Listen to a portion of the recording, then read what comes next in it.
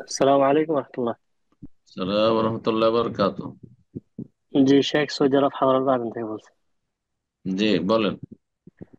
শেখ, আমার বাবার তো নিজের বাড়ি আছে গ্রামের বাড়িতে। তো আমি দুইটা জমি কিনছি আমাদের পৌরসভার ওদিকে।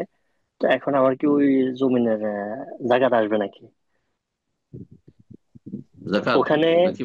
জি, জি শেখ, মানে ওখানে একটা জমি দুইটা কিনছি। তো একটার মধ্যে যে কোনো একটার মধ্যে আমি ইনশাল্লাহ হয়তো বাড়ি করব ইনশাল্লাহ। হুম, তো এখন আরেকটার কি জায়গাটা আসবে? যেটাতে বাড়ি করবো নিয়তে আপনি কিনেছেন সেটাতে জাকাত লাগবে না।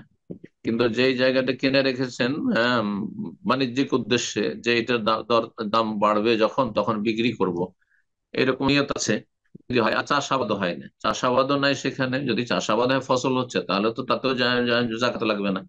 কিন্তু আপনি শহরের কোনো জমি জায়গা কিনে রেখেছেন অথবা বিল্ডিং কিনে রেখেছেন, আর এটার দাম বাড়লে, এটা ব্যবসা আমার, যে এটার দাম বাড়লে আমি বিক্রি করব, এই উদ্দেশ্যে তখন জাকাত দিবেন ব্যবসায়ী সামগ্রী হিসাবে।